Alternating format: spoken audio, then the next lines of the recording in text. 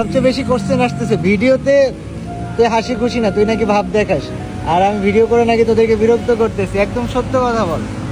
আমি ওর হাসি দেখে আমি আইসা দিছি ভাই।